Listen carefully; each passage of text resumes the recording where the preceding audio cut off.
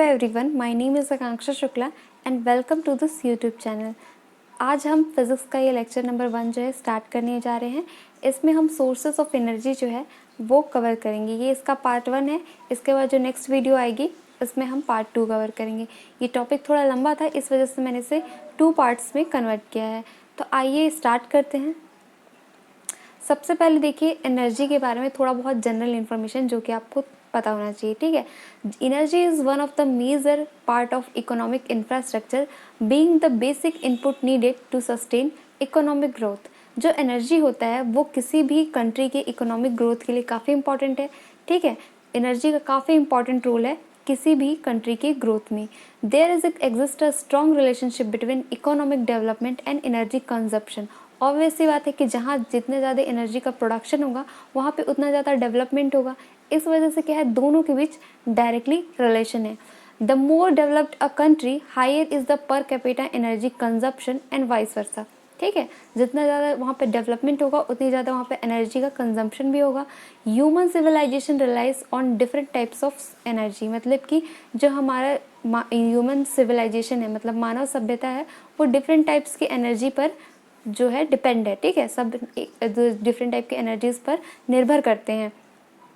अब इसके बाद देखिए हम क्लासिफिकेशन किस तरह से करते हैं सोर्सेज ऑफ एनर्जी का। बेसिकली ये कन्वेंशनल एंड नॉन कन्वेंशनल दो तरह की एनर्जी होती है। ठीक है, आगे ही भी हिंदी एंड इंग्लिश दोनों में है, तो हिंदी मीडियम वालों को भी यहाँ पे कोई प्रॉब्लम नहीं होगी। जो कन्वेंशनल एनर्जी होती है उसे हिंदी में हम कहते हैं परंपरागत। ठीक है, परंपरागत स्रोत। उसके बाद जो नॉन कन्वेंशनल होता है उसे हिंदी में कहते हैं गैर परंपरागत। ठीक है, कन्वेंशनल का मतलब ये होता है कि जिसे हम काफ़ी लंबे समय से, पुराने समय से यूज़ करते आ रहे हैं। इसे हम अगेन दो तरह से क्लासीफाई करते हैं, commercial and non commercial. Commercial मतलब कि जिसे हम व्यावसायिक तौर पे यूज़ करते हैं। उसके बाद नॉन कमर्शियल मतलब कि जिसे हम घरेलू यूज़ के लिए यूज़ करते हैं, डोमेस्टिक पर्पज़ के लिए यूज़ करते हैं। ठीक है, इसका अभी हम ब्रॉड मतलब जो इसका पूरा डिटेल है उसके बाद आगे देखेंगे। अभी यहाँ पर जो हम क्लासिफिकेशन है वो देख रहे हैं। उसके बाद नॉन कन्वेंशनल एनर्जी क्या होती है, ये एक तरह से नई एनर्जी है जो कि क्या है, ये अभी ये जो कन्वेंशनल होता है उसको काफ़ी लंबे समय से, पुराने समय से यूज़ करते आ रहे हैं। बट ये नॉन कन्वेंशनल क्या है, जैसे जैसे डेवलपमेंट हुआ है उसके बाद ये सारी एनर्जीज जो है वो आई हैं।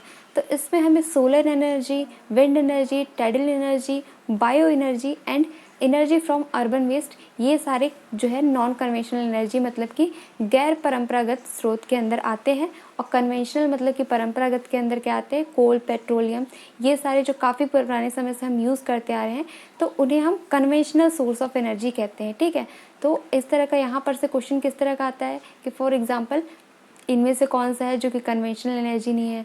कन्वेंशनल एनर्जी को ही हम नॉन रिन्यूएबल कहते हैं। ठीक है, नॉन रिन्यूएबल मतलब क्या होता है, पहले तो आप ये समझिए कि रिन्यूएबल एंड नॉन रिन्यूएबल का मतलब क्या होता है। इसे हिंदी में क्या कहते हैं, नवीकरणीय स्रोत। एंड जो नॉन रिन्यूएबल होता है उसे हम गैर नवीकरणीय स्रोत कहते हैं। मतलब कि रिन्यूएबल मतलब कि यहाँ पे नाम से ही क्लियर है, जो कि क्या है, इनएग्जॉस्टिबल, मतलब कि जो कि ख़त्म नहीं हो सकता है। फॉर एग्जांपल सोलर एनर्जी में हम क्या करते हैं कि हमें सनलाइट की ज़रूरत होती है, तो वो कभी ख़त्म हो सकता है, बिल्कुल ख़त्म नहीं हो सकता। वो क्या है कि इनएग्जॉस्टिबल है, तो उसे हम नवीकरणीय स्रोत कहते हैं। नॉन रिन्यूएबल क्या होता है कि फॉर एग्जांपल फॉसिल फ्यूल्स या फिर जो भी हम कोल, पेट्रोलियम वगैरह यूज़ करते हैं, क्योंकि ये जो है ये डेड के मैटर से काफ़ी मिलियन ईयर्स लगते हैं इसको फॉर्म होने में, अंडर सी या फिर जहाँ पर भी ये ज़मीन के नीचे पाए जाते हैं, तो इनको फॉर्म होने में काफ़ी लंबा समय लगता है, मिलियन ऑफ ईयर्स लगते हैं। तो ये क्या है, एक लिमिटेड अमाउंट में है, जो कि अगर एक बार एग्जॉस्ट हो गया, ख़त्म हो गया, तो उसे हम दोबारा नहीं बना सकते। ठीक है, तो जिस तरह से अभी यहाँ पे यूजेस हो रहे हैं, तो धीरे धीरे करके ये जो सोर्सेस है फॉसिल फ्यूल्स, ये सब क्या हो रहे हैं, इनका अमाउंट धीरे धीरे कम हो रहा है। इसे हम हिंदी में क्या कहते हैं, गैर नवीकरणीय स्रोत। तो ये दोनों आपको क्लियर होना चाहिए कि रिन्यूएबल एंड नॉन रिन्यूएबल का मतलब क्या होता है। ठीक है, now the energy produced by burning paper is not sufficient to run car. अब ऐसा है कि डिफरेंट टाइप की एनर्जीज होती हैं, तो जैसे फॉर एग्जांपल एनर्जीज तो काफ़ी चीज़ों से निकलती है, तो हमें एक सफिशिएंट वैल्यू चाहिए होती है किसी भी चीज़ को चलाने के लिए। जैसे फॉर एग्जांपल कि किसी पेपर को हम बर्न करते हैं तो एनर्जी तो वहाँ से भी रिलीज़ होती है। ठीक है, पेट्रोल बर्न होता है, वहाँ से भी एनर्जी रिलीज़ होती है, लेकिन जो पेपर बर्निंग से जो एनर्जी मिल रही है हमें, वो किसी कार को चलाने के लिए सफिशिएंट नहीं है। और जो पेट्रोल है उससे जो एनर्जी मिलती है वो उसके लिए सफिशिएंट है। तो ये यहाँ पर जो टर्म है, एक टर्म आपको अच्छी तरह समझने की ज़रूरत है, कैलोरीफिक वैल्यू। कैलोरीफिक वैल्यू का मतलब क्या होता है कि ये energy produced bye combustion of 1 kg of fuel is called is calorific value. मतलब कि 1 किलो फ्यूल जो है, ठीक है, 1 kg फ्यूल को जलाने के बाद आपको कितनी एनर्जी मिल रही है उसे हम कैलोरीफिक वैल्यू बोलते हैं। इसी हिसाब से क्या होता है कि हम जो डिफरेंट फ्यूल्स होते हैं उनको हम डिफरेंशिएट कर सकते हैं कि इसकी कैपेसिटी ज़्यादा है, इसकी कैपेसिटी कम है, ये ज़्यादा एफिशिएंट है, ये कम एफिशिएंट है, ठीक है। तो इस तरह से हम कैटेगराइज कर सकते हैं जो भी हमारे फ्यूल्स होते हैं। इसके बाद नेक्स्ट देखिए, ठीक है, यहाँ पर ये हिंदी में है, जो भी मैंने एक्सप्लेन किया उससे मैंने हिंदी में ही बताया है, लेकिन अगर आपको जब ये नोट्स मिलेगा या फिर आप अपने से नोट्स बना रहे होंगे तो आप इसे देख सकते हैं, ठीक है। यहाँ पर वही सेम थिंग यहाँ पर हिंदी में है, ठीक है। कैलोरीफिक वैल्यू का आई होप आप लोग को मतलब समझ आ गया होगा। अब इसके बाद देखिए कन्वेंशनल सोर्स ऑफ एनर्जी। इसमें क्या होता है कि इसमें मोस्ट ऑफ द जितने भी कन्वेंशनल सोर्सेज हैं वो नॉन रिन्यूएबल हैं, पर ऐसा नहीं है कि सारे के सारे नॉन रिन्यूएबल हैं। नॉन रिन्यूएबल का मतलब क्या होता है, गैर नवीकरणीय, मतलब कि उसे वो क्या है, एग्जॉस्टिबल है, वो एक बार ख़त्म हो जाएंगे तो दोबारा हम उसे नहीं बना सकते, उन्हें बनने में काफ़ी मिलियन ऑफ ईयर्स लगते हैं। तो इसमें से कन्वेंशनल एनर्जी में जो मोस्ट ऑफ द एनर्जीज होती हैं वो नॉन रिन्यूएबल है, बट ऐसा नहीं है कि सारे के सारे हैं। For example and available in limited quantity apart from hydro electric power, ठीक है। जितने भी सोर्सेस हैं सारे नॉन रिन्यूएबल हैं, सिर्फ हाइड्रो इलेक्ट्रिक पावर को छोड़ के, क्योंकि हाइड्रो इलेक्ट्रिक पावर में हम वाटर का यूज़ करते हैं तो वो क्या है कि इनएग्जॉस्टिबल है। अब देखिए commercial and non commercial energy में हम इसे फर्दर डिवाइड करते हैं। तो कमर्शियल एनर्जी क्या होती है, the coal, electricity, petroleum are known as commercial energy since the consumer needs to pay its price to buy them. मतलब इसे हम कमर्शियल क्यों बोलते हैं, क्योंकि ये जो सारे इसमें हम सोर्सेस यूज़ करते हैं, कोल यूज़ करते हैं, इलेक्ट्रिसिटी यूज़ करते हैं, तो इसे यूज़ करने के लिए हमें कुछ ना कुछ अमाउंट जो है वो पे करना पड़ता है, इसे इसलिए हम इसे कमर्शियल एनर्जी सोर्सेज जो है वो कहते हैं। अब इसके बाद नेक्स्ट देखिए, इसके एग्जाम्पल देखते हैं कि इसके एग्जाम्पल्स क्या है और इसके बारे में इम्पॉर्टेंट पॉइंट्स क्या हैं।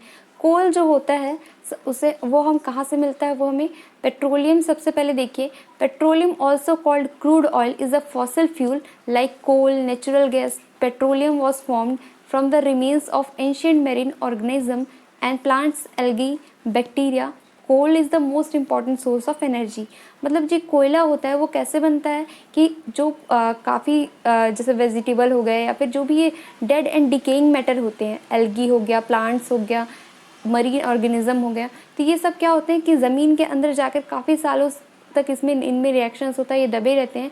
उसके बाद काफ़ी जो मिलियंस ऑफ ईयर्स के बाद ये कोल एंड पेट्रोलियम वगैरह में कन्वर्ट होते हैं। तो कोल क्या है, काफ़ी इम्पॉर्टेंट फॉसल फ्यूल है, इसका इस थर्मल पावर प्लांट में यूज़ होता है। इसके जो डिपॉजिट्स हैं वो मेनली बिहार, उड़ीसा, मध्य प्रदेश एंड छत्तीसगढ़, बंगाल में पाए जाते हैं। तो ये सारे जो प्लेसेस हैं, जितने भी स्टेट्स हैं, यहाँ पर मेनली कोयला जो है वो पाया जाता है। उसके बाद देखिए ऑयल एंड नेचुरल गैस, ये भी क्या है, इसे हम लिक्विड गोल्ड भी कहते हैं और ये one of the most important energy का सोर्स है इंडिया में। ऑयल कहाँ यूज़ होता है, ये प्लेन्स, ऑटोमोबाइल्स, ट्रेन, शिप्स, ये सब यहाँ पे यूज़ होता है। इसके बाद नेक्स्ट देखिए, नेक्स्ट है electricity. Electricity is a common source of energy used for domestic and commercial purpose. क्या होता है कि ये हम डोमेस्टिक एंड कमर्शियल दोनों पर्पस के लिए हम इसका यूज़ करते हैं। जो इलेक्ट्रिसिटी होती है वो फ्रिज, टीवी, मशीन, ये सारे क्या है घरों में जो यूज़ करते हैं उसमें इलेक्ट्रिसिटी का यूज़ होता है। ये सारे जो टॉपिक्स हैं, एनर्जी का जो टॉपिक है ये इन्वायरमेंट में भी आता है, तो ठीक है, ये दोनों ही इन्वायरमेंट में भी आता है, फिज़िक्स में भी आता है। तो यहाँ पर जो ये हम पढ़ रहे हैं, जितना भी एनर्जी के टॉपिक्स पढ़ रहे हैं, तो ये आपने वहाँ पर भी पढ़ा होगा, तो ये काफ़ी ईजी है, आप इसे बस कर लीजिए। मैं इसे आप लोग को सिर्फ इसलिए पढ़ा रही हूँ ताकि आपका जो फिज़िक्स है वो शुरू से लेकर एंड तक कंप्लीट हो, ठीक है। सीक्वेंस में चलने से क्या होता है कि चीज़ें और अच्छी तरह से समझ आती हैं, ठीक है। तो सबसे पहले देखिए nuclear power, thermal power, hydro power, इन 3 सोर्सेज से हम क्या करते हैं, पावर का जनरेशन करते हैं, ठीक है।